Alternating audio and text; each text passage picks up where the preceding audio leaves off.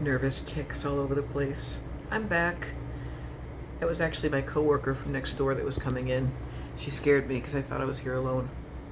But she left. I actually have to supervise both houses now, but everyone's asleep, everyone's checked on.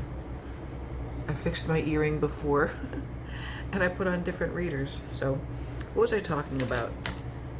Oh, the things I brought with me to read and stuff. Whimsical Girls. I wish I got like 5 of these for people for Christmas. I gotta go back to Michael's Arts and Crafts. It's just so cool. It's kind of like an artsy sort of a journal, sort of a coloring book, kind of a way to figure out how to draw faces and eyes. And I love Jane Davenport anyway. And this magazine, The Sun, is a no commercial, no ads magazine. So I pay a pretty penny for this every month. But I've subscribed to this for years and years, and I'm going to start submitting some of my poetry to them too. So yeah, on the 31st, I'm going to be a featured poet at the Stark Reality Open Mic on West 48th Street in the city. I can't wait, and like I said before, it's going to give me time to lose weight.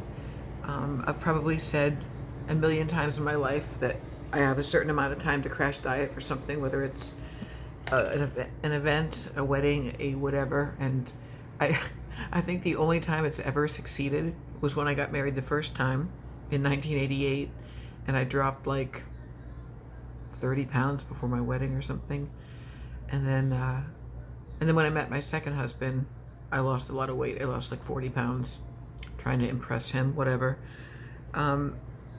So yeah, but it's just kind of funny because I could not stand the way I looked in that picture. I looked like a behemoth to me. And my friend Steve, who was with me, was like, no, that's just bad lighting, bad camera angle, bad shadows. And I was like, my face looked enormous. And like I had all these chins. And I don't look that way now, so I'm not really sure what trick of the devil or the camera or whatever. But I thought, I'm not going to talk about my stupid relationship issues anymore because it's stirring up a lot of whatever issues in people apparently.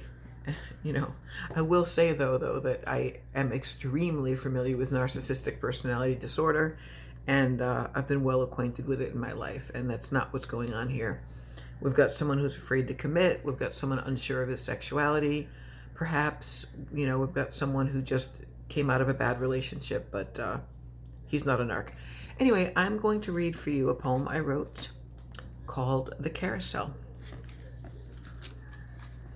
I hope this isn't one I've already read before.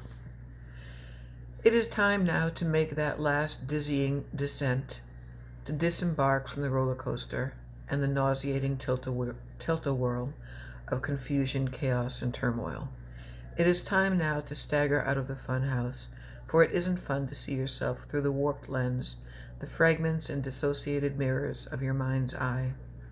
It is time now to abandon the sugar rush of tumultuous, exhausting adrenaline surges, which accompany the acquisition of my unneeded urges. It is time now to walk away with my head held high, not hung low in defeat for not winning prizes I never wanted anyway.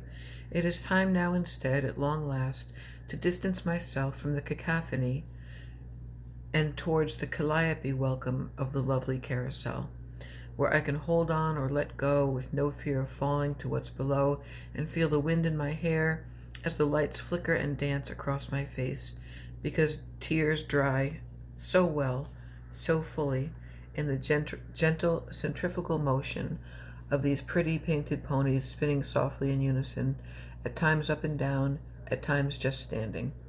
At times all the horses are claimed, and that's okay, for I'm seated in a regal carriage or a graceful swan, and the brass ring sometimes eludes, sometimes is grasped, but the chance to reach for it is free, like I am at last. I had some typos in there. Actually, it's handwritten. This one's called Unfillable Grief. People hear the news of some unfathomable thing and think there is something they can do, or say, or buy, or bring to your home, or even cook, to assuage the screamingly empty hollow, the cavern, that echoing abyss of unfillable grief. People think pain is a pocket to fill with something colorful, flowers, money. They think you run from the black cave. No. Really, you run in, or crawl in, and curl up inside of it, wrapping yourself in a weighty blanket woven from mocking memory, heavy, folding in and in and in upon itself, upon yourself, upon them. And this unrecognizable thing called comfort, if any, is found in the abundance of space in which your pain can stretch out. For you want it to be big. You want to paint the canvas of your agony so widely and broadly that all the colors of it bleed together, explode, scream, turn obscure, then fade into the buzz and the blur of gray.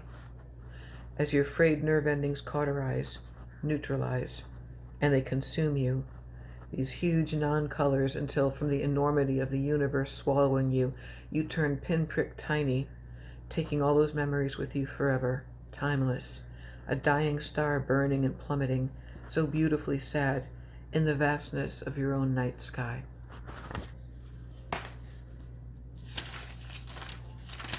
I guess 2 is enough for now. I keep putting off the fact that I have to finish this book. Personal project of mine. So I'll say goodnight for now. It's almost midnight. I've got Family Feud on in the background. And if I want to really amuse myself, I can tune into Zachary Michael's live stream, because I do get a kick out of him. But I'll talk to you guys later. Thanks for listening to me and indulging me. I definitely have to practice my spoken word ability. So anyway, till next time, take care.